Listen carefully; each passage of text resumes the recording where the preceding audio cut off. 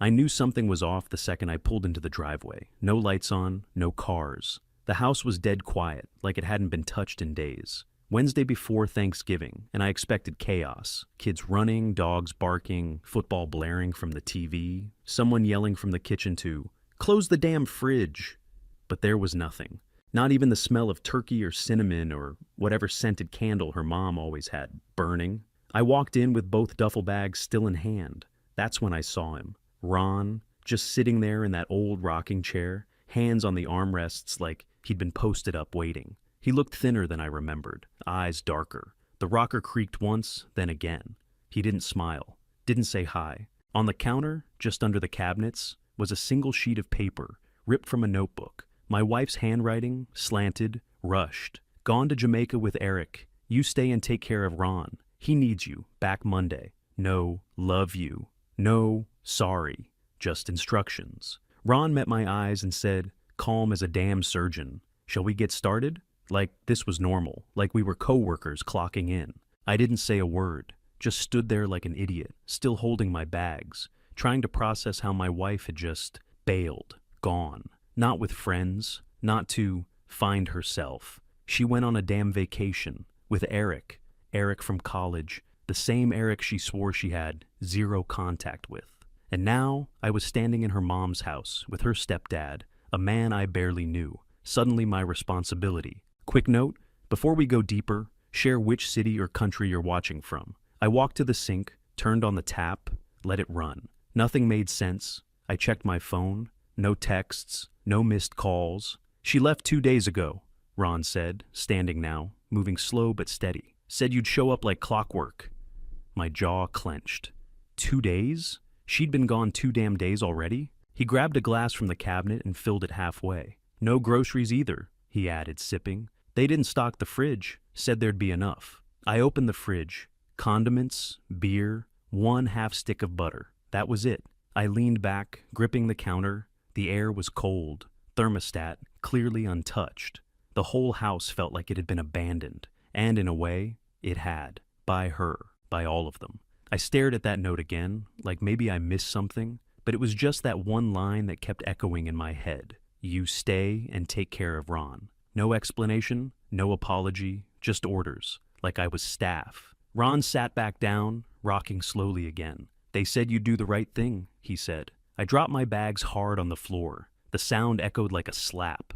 I walked into the kitchen, grabbed a chair, and sat. I didn't even take off my jacket. My hands were still cold, but my ears were burning. I pulled out my phone and called Natalie, straight to voicemail. I tried again. Then, one more time, nothing. Ron stood by the sink, pouring himself another glass of water, like we were just roommates having a weird morning. "She turned off her phone," I muttered. "She turned it off 2 days ago," he said flat. "Right after they boarded." I looked up. "You mean the plane?" He shook his head. "Cruise, from Miami. Caribbean route, left Monday." That hit me like a brick. Monday. They were already sipping pina coladas while I was still at work, texting her if we needed to bring pie. "You're telling me she left the country with her ex 2 days ago and didn't tell me?" Ron set the glass down. "I told you. She said you'd show up like clockwork." My phone buzzed. I grabbed it fast, hoping it was her. It wasn't. It was a notification from Instagram. Natalie Daybright posted a new photo. I tapped it, and there she was, Natalie, my wife, leaning on the railing of a cruise ship deck, wind in her hair, dress flowing like a damn shampoo commercial, standing right next to Eric, his arm around her waist, their hands holding champagne glasses. And behind them, her mom, cocktail in hand, big-ass sun hat, grinning like she won the lottery. The caption punched harder than the photo. "New beginnings with family." I stared at the screen for a solid 30 seconds. My heart was pounding. "Son of a..." I slammed the phone face down on the table. Ron didn't flinch. He walked over and sat across from me. "They don't hide it," he said. "Not anymore." I opened our banking app. Something in me just knew. Joint checking. The one we were using to save for a new HVAC. $6,100. Gone. Gone. Almost every dollar we'd scraped together since the move. I shoved the phone toward Ron. "You know about this too?" He looked at the screen like it was just weather. "Course I do. They've been doing the same to me for years." That stopped me cold. He leaned back, rubbed the side of his face like he'd been waiting to say it. Every time my pension hit, something would come up. Roof, car, surprise trip, always an emergency, always in their names. I blinked. You're serious? You think I'm making it up? He didn't sound offended, just tired. Ask her mom how many credit cards I got in my name. Ask Natalie how she got that down payment for her salon. That little salon, the one that never even made it a full year. Ron stood and opened the freezer. They didn't leave much, he said. You want a hot pocket? No. I rubbed my face, trying to snap out of it. You're just fine with this? He turned around, half smiling. No, son, I'm not fine. I'm just used to it. I stared at him for a second, then back at the table. The weight of it all just settled in. She didn't even try to cover it up. Didn't lie. Didn't pretend she had a work trip. Just left. Took the money, took the time off, took her ex. And left. And dumped her stepdad on me like a broken fridge. I laughed. Just once. Bitter and sharp. She's really on a boat, I said. With Eric. He nodded, went to the cupboard, pulled down a box of saltines. Cruise. 7 nights. She and her mom booked it a month ago. I felt like the floor had tilted. You're saying this was planned? Oh, they plan everything. Ron caught the look on my face and said, happened to me, too. What? The day I caught her mom lying about her work trip. She was in Vegas with a man named Carl. You think I got an apology? He sat back down. Let me guess. She told you Eric was toxic. That they had history, but it was long gone. I nodded slowly. They all say that. Then they circle back when the wallet runs dry. We sat in silence for a moment. I could hear the fridge humming and the faint creak of his chair when he shifted. Finally, he said, You're not the first, and I doubt you'll be the last. I looked up at him. Then what now? He cracked open a soda, slid it across the table to me. I cracked the soda, took one sip, then pushed it aside. My stomach was turning. My brain couldn't keep up with how deep the lies went. Ron stood up slow, bracing himself against the table. Come here, he said, waving me toward the hallway. We stopped at the thermostat.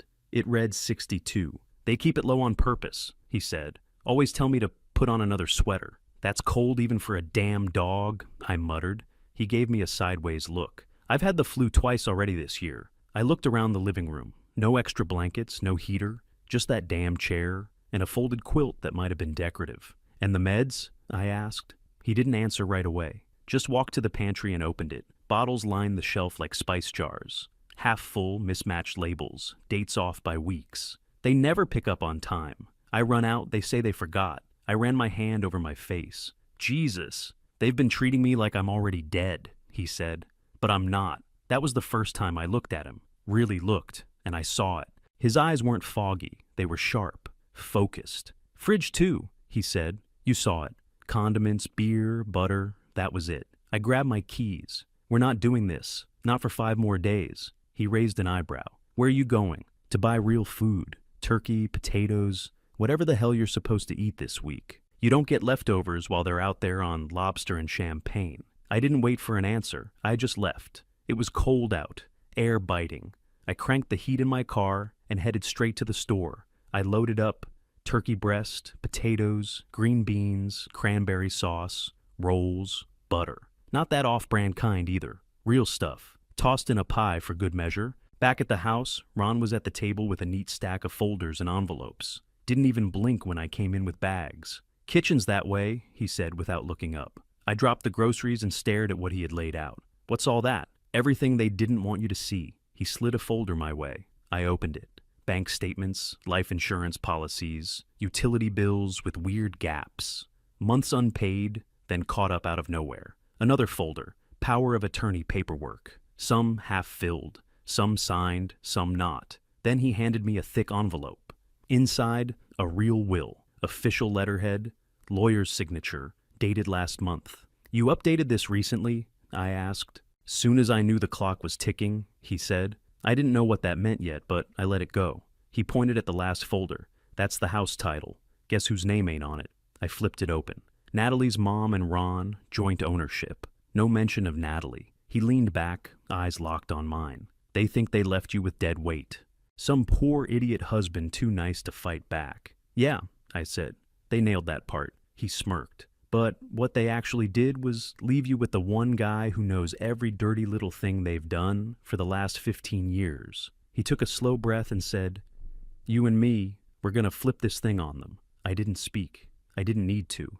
He saw it in my face. I was in. He pulled a pen from his shirt pocket and tapped it twice on the table. They wanted someone to wipe my mouth and wait for me to go. Instead, they handed me a weapon. I nodded once. Tell me where to aim. Ron didn't waste time. The second he saw I was all in, he pushed the stack of folders aside and reached for a manila envelope under the chair. He slid it across the table. You might as well know what you're working with. Inside were hospital records, scans, typed reports with words I didn't want to read. Stage 4, metastatic, terminal. I looked up. You're dying? He nodded once. Doctor says 2 months, maybe less. Depends on how stubborn I feel. The room felt smaller all of a sudden. I leaned back, crossing my arms. You been dealing with this alone? He gave a small laugh. Dealing with it? Son, I've been managed. They don't let me near half my appointments. Cancel things, reschedule, say they'll handle it. I frowned. Why would they? He cut me off, reaching into his shirt pocket and pulling out a small pill organizer. Count these. I opened it. Monday through Sunday, all lined up. But the bottles on the shelf were still nearly full. You're supposed to be taking these daily, I said. I was, he said, till I figured out they'd been forgetting refills. Said it was too expensive. Cost saving, they called it. My stomach twisted. They were cutting your meds? He nodded. Painkillers mostly. Chemo pills too. I tracked it all. He pointed to a spiral notebook by his elbow. Dates, doses, when they picked up the scripts. Every missed one is in there. I flipped a few pages. His handwriting was neat, tight, obsessive even. Names, numbers, pharmacy receipts stapled to the margins. Neighbors have seen it too, he said. Once Mrs. Ellison from next door came by and asked why the pharmacy driver stopped showing up. They told her I'd switched doctors. I hadn't. He leaned forward, lowering his voice. You see why I needed you here? Because they'd never let you finish this, I said. Exactly. He pulled another folder toward me, thicker than the rest. Inside were legal drafts, wills, trust forms, power of attorney transfers, everything neatly marked with sticky notes. This is what they don't know exists, he said. Everything in here, assets, property, accounts, goes where I say it does, not where they think it will. I stared at the signatures, the notary stamps, the dates. It was all ready. He sat back, folding his hands. I need a witness. Someone clean, someone who's not in their pocket. You help me document the final stretch. Photos, timestamps, maybe a few videos for court. My lawyer will handle the rest. I hesitated. And what do I get out of it? He didn't blink. Security. Once I'm gone, you won't be broke. You'll have enough to walk away and rebuild. They'll get nothing but the guilt they earned. It wasn't greed I felt. It was relief. The kind that comes after you realize you're not crazy, that someone else actually sees the same darkness you've been living in. I rubbed the back of my neck. You sure you trust me with this? You showed up, he said. That's already more than they've done in years. I nodded, slow but certain. All right, Ron, I'll help you. Whatever you need. He smiled. A real one this time. Tired but honest. Good. Then we start tomorrow. Paperwork first. Then we'll make sure the world sees exactly what kind of people they are. I stood up, grabbed the trash bag full of empty takeout containers by the sink and said, then we clean house, inside and out. We got to work the next morning. First thing Ron said was, if we're doing this, we're doing it smart. He pointed me to the garage, to an old wooden chest that looked like it hadn't been touched in years. Inside were tubs of medical supplies, some real, some clearly staged. Oxygen tubing, blood pressure monitors, those little finger pulse clips. All clean, all labeled. Friend of my lawyer's, he said. Used to work hospice. Donated what she could. We spent the next 3 hours turning the guest bedroom into something out of a care facility. Moved his bed to the center wall, hooked up the tubing near the headboard, ran wires under the sheets to look like they were feeding into something. Ron laid back and looked around. Convincing? I nodded. They'll eat it up. We started taking photos. Some of him sitting up, pale as hell, blanket around his shoulders. Others of me standing next to the bed, one hand on his shoulder, like I was consoling him. And it wasn't all acting either. He was getting weaker. The cough was real now, low and rattling. His skin looked thinner, eyes dimmer. After lunch, I snapped a picture of the pill bottles lined up on the nightstand. Another of the thermometer reading a fake 102.4. Then I texted Natalie's sister, the only one who'd bothered to check in all week. Ron had a bad night. Fever's up. Not sure he'll last till Monday. Didn't take long for a response. Should we cut the trip short? I showed Ron. He smiled, weak but sharp. Hook set. I didn't say anything. Just opened my voicemail app and hit record. Hey Nat, it's me. Ron's asking for you again. His fever's worse today. I don't know if he's got much time. Waited an hour, no reply. Left another one. My voice more rushed, more cracked. He keeps reaching for his phone. Keeps saying your name. I don't know what to do. Just call me, please. Still nothing. By the end of the day, I'd left 3 voicemails, all sounding more desperate than the last. I knew she was seeing them. She just didn't care. While I handled the messaging, Ron had me organize paperwork. Legal docs, asset lists, notarized letters, all piled up in one fireproof box in the closet. You want it digital? I asked. Everything, he said. Scan it, back it up, organize by date and type. This stuff ends up in court. It needs to look bulletproof. I set up my laptop on the kitchen table. By that night, I had the files named and sorted. will.fullversion.executed.pdf, medical.neglect, a notes.pdf, bank, transfers, Alan 22 2025 PDF POA revoked.signed PDF. The lawyer came by Friday morning. Name was Patricia. Short woman, no nonsense. Looked like she'd been dealing with crooks longer than I'd been alive. She asked a few questions, confirmed the file backups, then pulled out her tablet. You've done good work, she said to me. This level of documentation makes it hard to spin. I leaned against the wall. They'll try anyway. Oh, of course, she said, zipping her bag. But they'll lose. This isn't revenge. This is defense. She left a portable scanner and said she'd be back Sunday with the final trust paperwork. Ron sat on the couch after she left, wrapped in a blanket, coughing quietly into his fist. You all right? I asked. He nodded. Tired, but it's a good tired. Like something's actually moving for once. I believed him. That night, I helped him into bed, tucked the blanket tight, made it look right for the camera again. He looked up at me and said, You ever think you'd be the one taking care of me? Never, I said, but I'm glad it's not them. He closed his eyes. Me too. Next morning, Ron was propped up on the couch with a blanket tucked around his legs and a folder open on his lap. He looked rough, sweat on his forehead, dark circles deeper than before, but his hands were steady, and his eyes were locked in. Got a minute? He asked. I sat down without answering. He slid the folder over. Inside was a photo of Natalie, maybe 15 or 16, standing in front of a school with a trophy. She used to be different, he said, voice low. Smart, kind, real spark to her. But her mom twisted that girl into someone else. I didn't say anything, just listened. She wanted Natalie to be dependent, he said. Told her men were banks, not partners.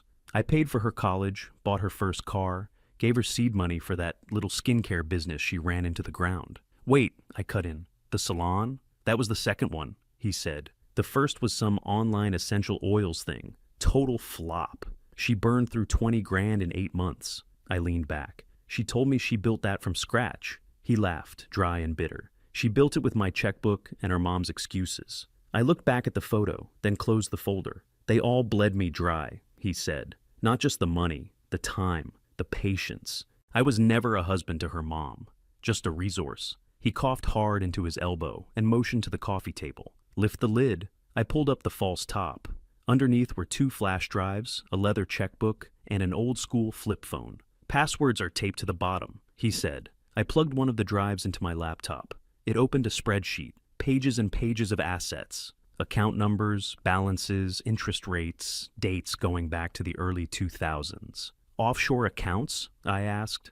Some, he said. Old habits. I worked in finance back when that meant something. The numbers didn't lie. One account in the Cayman Islands showed $1.4 million. Another in Switzerland, just under $1 million. Domestic property assets, over $800,000. Jesus Christ, I muttered. He smiled faintly. They thought I was broke. Just some wheezing man waiting to die. I opened the second drive. Property records. Wait a second. I pointed at one. This is this house? He nodded. Owned by a holding company. I moved everything into LLCs years ago. They thought the deed was in Patricia's office. Never bothered to check. I kept scrolling. 2 more properties. One in South Carolina, one in Arizona. All owned by shell companies linked back to Ron. Natalie's mom doesn't own this house? I asked. Nope. She's been living here under the illusion of control. I sat back, the weight of it all settling in. So they've been using you for decades, I said. And you let them? I watched, he corrected. Took notes. built the net. Why? Because one day they were going to leave me behind. I wanted to be ready when they did. I looked him in the eye. Well, they did. He nodded. And now, so are we. We sat in silence for a bit.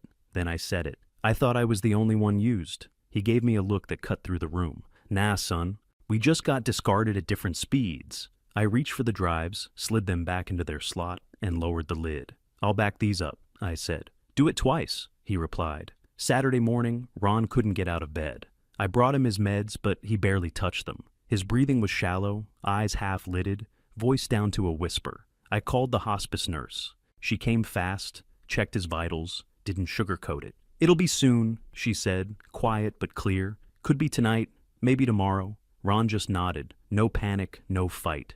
Like he already knew. After she left, he motioned for me to bring his phone. Call Patricia, he said. Tell her it's time. His lawyer showed up an hour later, in a dark coat and no makeup. She looked tired, but focused.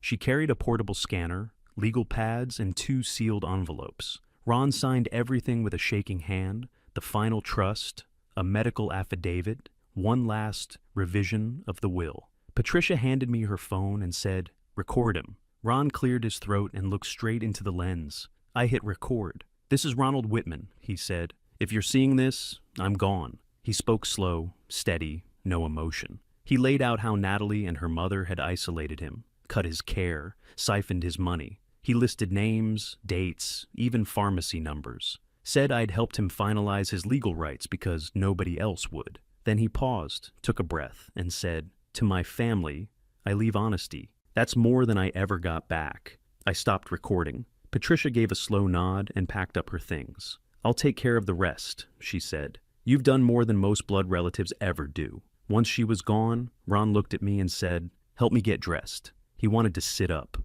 wanted to wear his old blazer, the one from his wedding with Natalie's mom. "Why?" I asked. "One last message," he said. "I want them to see who they left behind." I helped him into the jacket, buttoned the front, combed his hair back. His hands were trembling, but his chin was high. We sat him in the chair by the window, lit from the side. I grabbed the phone again, hit record. He didn't rant, didn't curse, just talked. "Family," he said, "isn't who shares your blood. It's who stands with you when everything falls apart."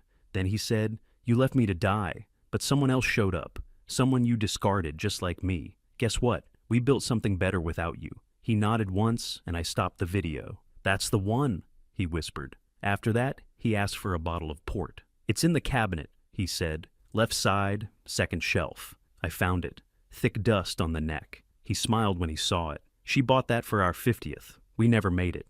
But I want a glass now." I poured him half a glass, careful not to spill. He sipped, slow. "Good," he said. "Strong, real." That night, I sat next to him in the chair. He didn't say much, just looked out the window. At some point, his hand found mine. Cold, light grip.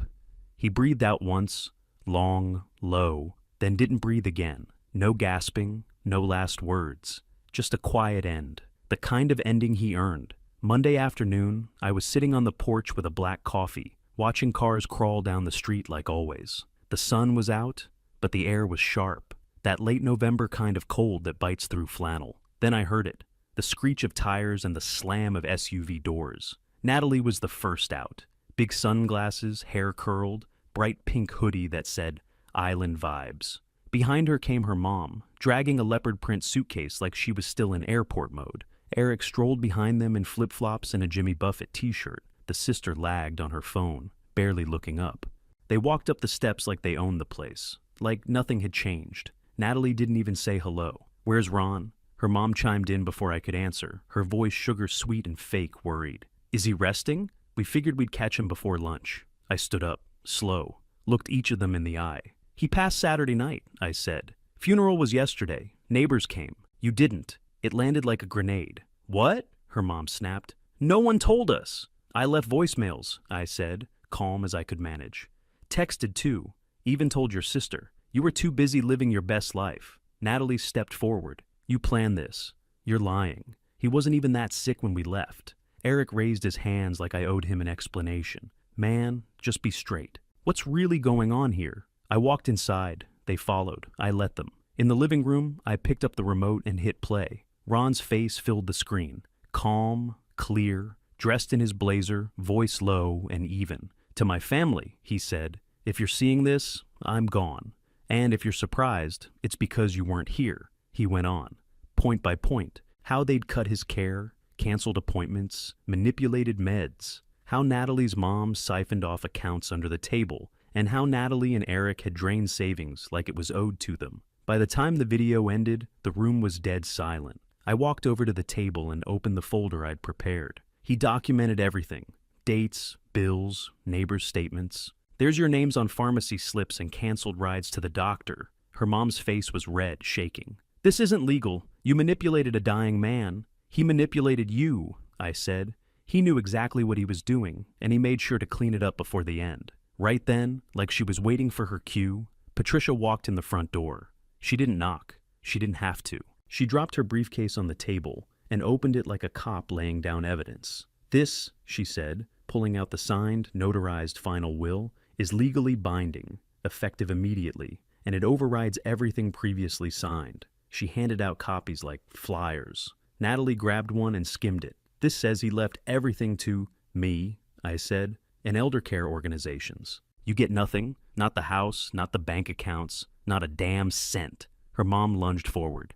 "You can't do this. We have rights." "Not anymore," Patricia said. "And for the record, your personal accounts have been frozen. Every dollar tied to Ron's estate is locked pending review. Any attempt to move it will trigger court intervention." Eric backed up like he suddenly remembered he wasn't blood. "This is crazy. There's no way this holds." Patricia turned to him. "Try fighting it. I dare you. It's airtight. The paperwork, the video, the medical records. You'll lose everything in court and come out owing damages." The sister finally spoke. "But what about the house?" "Not yours," I said. "Ron never put it in your mom's name. It's owned by a holding company, one that now reports to me." They stood there frozen, like kids who just got caught stealing from the teacher's desk. I walked to the door, opened it wide. "You have 10 minutes to grab your bags. After that, I'm changing the locks." Natalie didn't move, just stared at me like I was some stranger. And honestly, that's exactly what I was now. They didn't pack in 10 minutes. Of course not. Natalie stormed upstairs. Her mom followed, cussing under her breath, slamming drawers like she owned the place. Eric tried to act cool, but even he looked like he was about to puke. Natalie hung back by the kitchen doorway, arms folded, trying to look like she still had control. "We can fix this," she said finally. "I messed up, I know that.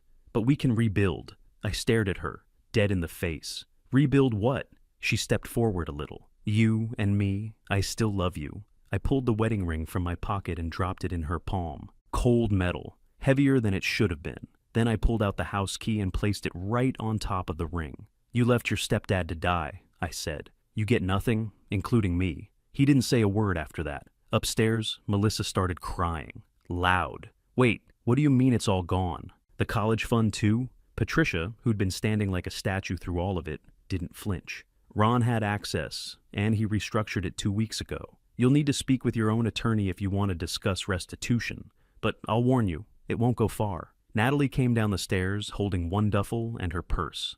Hair a mess, face red.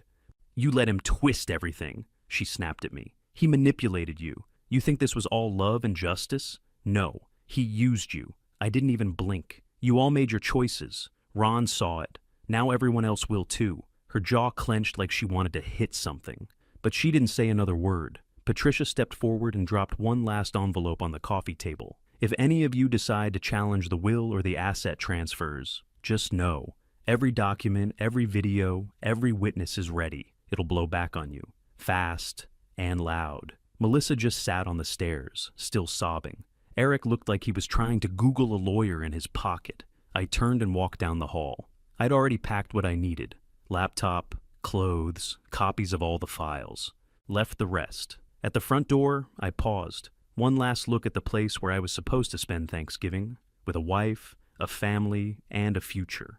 Instead, I buried a man I barely knew, but respected more than anyone in that house. I opened the door. Cold air hit me like a reset button. Across the street, Mrs. Ellison was watering her porch plants, in a puffy vest, coffee in hand. She saw me step out and gave a slow, solid thumbs up. I nodded back, shut the door behind me, and walked toward my car. No yelling, no second thoughts, no one running after me. I checked into the hotel just before 3. Cheap place near the edge of town. Nothing fancy, just a bed, a working lock, and peace. Dropped my bag on the chair and sat down at the little table by the window. There was nothing but silence. No screaming through the walls, no passive-aggressive guilt trips, no tension you could cut with a butter knife. Just quiet. I filled a glass with cold water from the tap and held it for a second. The weight of it, the cold. I didn't rush to drink it. I just sat there, taking it all in. I thought about Ron, the man they all tried to erase, treat like luggage, delay into the grave. But he didn't go out bitter. He went out sharp, focused, unapologetic. He had his facts, his receipts, and a plan. And he didn't just protect himself. He pulled me in and gave me a way out too. In 4 days, he gave me more than Natalie had in 6 years. He told the truth. He didn't sugarcoat it, didn't lie to protect feelings or dodge blame. He handed me clarity like a checklist. This is what they did. This is who they are. This is how you end it. Now, I've got resources, not just the money, though, yeah, there's enough to build a whole new life. But more than that, I've got the truth. The kind that doesn't wash off with excuses or disappear in court. I've got it in videos, papers, bank logs, witness statements. Patricia's already filed everything where it needs to go. If they try to twist the story, I've got the whole timeline, frame by frame, but I wasn't thinking about lawsuits or revenge. I was thinking about what comes next. No more begging someone to care, no more pretending things are fine, no more lying to myself just to keep the peace. Ron made sure I didn't leave that house empty-handed. Not financially, not emotionally. He left me prepared. The truth's out. They're stuck with it.